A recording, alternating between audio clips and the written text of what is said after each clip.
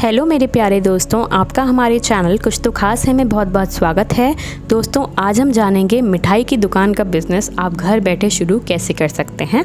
तो आज मैं आपको इस वीडियो में बताने वाली हूँ कि आपको इसका बिज़नेस कैसे शुरू करना है, क्या संभावना होती हैं इसमें कि बिज़नेस आपका चलेगा कि नहीं चलेगा, क्या क्या चीज़ें होती हैं जिससे आपको ये बिज़नेस शुरू करना चाहिए, रिसर्च कैसे करना है आपको सारी चीज़ों के बारे में, लोकेशन का चुनाव कैसे करना है और फ्रेंचाइजी कैसे लेनी है, साथ में फिक्सिंग फर्निशिंग कैसे करनी है आपको स्वीट शॉप की अपनी, लाइसेंस कौन कौन से लेने होते हैं, कौन से रजिस्ट्रेशन करवाने होते हैं और कैसे आपको इसकी मार्केटिंग करनी होती है, कौन कौन से लोग हायर करने पड़ते हैं इस बिज़नेस को करने के लिए। तो ये सारी चीज़ों की जानकारी मैं आपको इस वीडियो में दूंगी, तो वीडियो को लास्ट तक देखिएगा जिससे आपको सारी जानकारी प्राप्त हो सके। तो दोस्तों, स्वीट शॉप यानी कि मिठाई की दुकान से भला कौन अवगत नहीं है।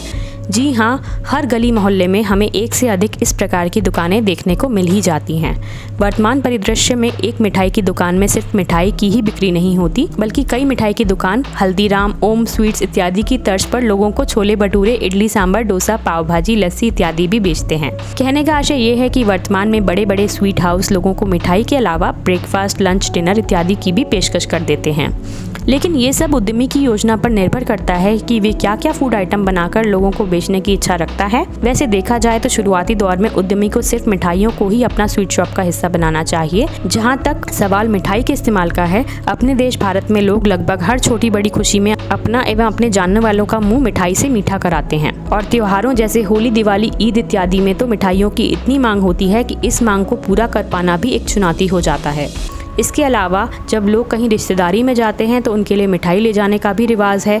यही कारण है कि वर्तमान में हर छोटे बड़े स्थानीय बाजार में एक से अधिक स्वीट शॉप आसानी से देखी जा सकती है।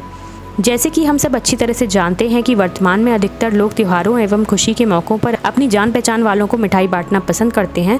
इसके अलावा अनेकों मौक़ों जैसे कोई नई चीज़ खरीदने पर, जन्मदिन, सालगिरह, शादी इत्यादि पर भी लोग मिठाई बांटना पसंद करते हैं। और तो और वर्तमान में कंपनियां भी अपने कर्मचारियों इत्यादि को अनेक मौक़ों पर मिठाई के डब्बे भेंट स्वरूप प्रदान करती हैं। यही कारण है कि वर्तमान परिदृश्य में स्वीट शॉप की महत्ता काफ़ी बढ़ गई है। इस बिज़नेस का खास फ़ायदा ये है कि भले ही लोग मिठाई खाना पसंद करें या नहीं, लेकिन उन्हें मान्यताओं एवं परंपराओं के आधार पर इन्हें खरीदना ही होता है। जब कोई व्यक्ति कहीं अपनी रिश्तेदारी में जा रहा होता है तो वह सबसे पहले यही सोचता है कि वह उनके लिए कौन सी मिठाई लेकर जाए।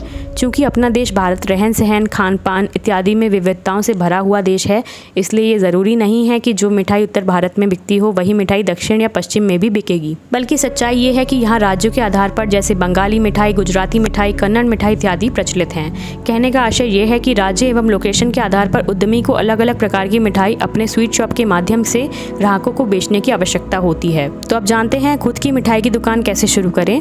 यद्यपि छोटे स्तर पर स्वीट शॉप बिजनेस शुरू करना बेहद ही आसान प्रक्रिया है। इसमें उद्यमी को किसी अच्छी लोकेशन यानी कि भीड़ भाड़ वाली जगह पर दुकान किराए पर लेनी होती है।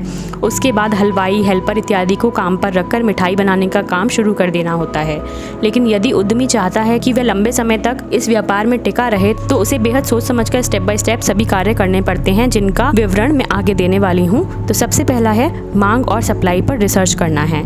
जिस भी एरिया में उद्यमी स्वीट शॉप ओपन करने की योजना बना रहा हो, उसे सर्वप्रथम उस एरिया में मिठाई की मांग एवं सप्लाई पर रिसर्च करने की आवश्यकता होती है। और यदि उस एरिया में पहले से कोई मिठाई की दुकान चल रही है तो उद्यमी को ये भी पता करने की कोशिश करनी चाहिए कि क्या उसके ग्राहक उससे संतुष्ट हैं और क्या उस एरिया में उपलब्ध दुकानें उस एरिया में मिठाई की मांग को पूर्ण कर पाने में समर्थ हैं कि नहीं। यदि मांग ज़्यादा एवं सप्लाई कम है तो उद्यमी के लिए नई दुकान स्थापित करने के लिए सुनहरा अवसर विद्यमान है।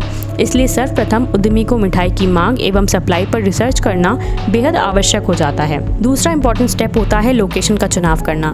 चाहे आप कितने भी अच्छे हलवाई की नियुक्ति कर लें या भले ही आप कितने अच्छे हलवाई क्यों ना हो, कहने का आशय ये है कि भले ही आप कितनी अच्छी एवं स्वादिष्ट मिठाइयाँ बना लें, लेकिन यदि ग्राहकों को आपकी स्वीट शॉप ढूंढने में दिक्कत होती है और मुख्य सड़क पर आपकी मिठाई की दुकान नहीं दिखती है तो ये आपके बिजनेस के लिए एक बहुत बड़ी नुकसान वाली बात हो सकती है। इसलिए उद्यमी की मिठाई की दुकान एक ऐसी लोकेशन पर होना नितांत आवश्यक है जहाँ से ग्राहक उसे अच्छी तरह देख सकें और उन्हें उन्हें वहाँ तक आने जाने में किसी प्रकार की दिक्कतों का सामना ना करना पड़े। आमतौर पर भीड़भाड़ वाले इलाकों, पॉश एरिया जहाँ विभिन्न कंपनियों के ऑफिस हों इत्यादि को इस तरह की दुकान के लिए आदर्श लोकेशन माना जाता है। इसलिए उद्यमी का प्रयास लोकेशन का चयन करते समय यही होना चाहिए कि वह किसी ऐसी लोकेशन का चयन करे जहां से उसे अधिक से अधिक ग्राहकों के मिलने की संभावना हो और वहां पर बुनियादी सुविधाओं का किसी प्रकार का कोई अभाव ना हो। तीसरा स्टेप होता है फ्रेंचाइजी या खुद का व्यापार का निर्णय लेना। स्वीट शॉप बिजनेस शुरू करने के लिए उद्यमी के पास 2 विकल्प होते हैं। पहला विकल्प किसी प्रसिद्ध स्वीट शॉप की फ्रेंचाइजी लेकर इस बिजनेस को शुरू करने का होता है, तो दूसरा विकल्प होता है खुद का स्वीट हाउस शुरू करने का। ध्यान रहे, यदि उद्यमी किसी प्रसिद्ध स्वीट कंपनी की फ्रेंचाइजी लेता है तो उसे बहुत अधिक मार्केटिंग करने की आवश्यकता नहीं होती है, क्योंकि उस स्वीट हाउस के बारे में लोग पहले से ही जानते हैं। लेकिन जिस कंपनी ने उद्यमी को फ्रेंचाइजी प्रदान की है उसे उद्यमी को अपने प्रॉफिट का कुछ प्रतिशत हिस्सा देना होता है। ऐसे बहुत सारे स्वीट हाउस जैसे संगम, आनंद भवन, कांति स्वीट्स इत्यादि हैं जो इच्छुक उद्यमी को अपनी फ्रेंचाइजी प्रदान करती हैं। लेकिन ध्यान रहे, यदि उद्यमी खुद का स्वीट हाउस शुरू करना चाहता है तो उसे लोगों को गुणवत्ता युक्त स्थानीय मिठाइयाँ एवं कुछ नई मिठाई ईजाद करने की भी आवश्यकता हो सकती है, ताकि बेहद कम समय में उसके बिजनेस को नई पहचान मिल सके। इसलिए उद्यमी को ये भी तय करने की आवश्यकता होती है कि वह इस बिज़नेस को किस तरह से शुरू करना चाहता है। चौथा इंपॉर्टेंट स्टेप होता है फिक्स एवं फर्निशिंग का काम पूरा करना। इसके बाद किराए पर ली हुई दुकान में उद्यमी को इलेक्ट्रिसिटी, किचन सेटअप एवं अन्य फर्निशिंग के काम को पूरा करना होता है।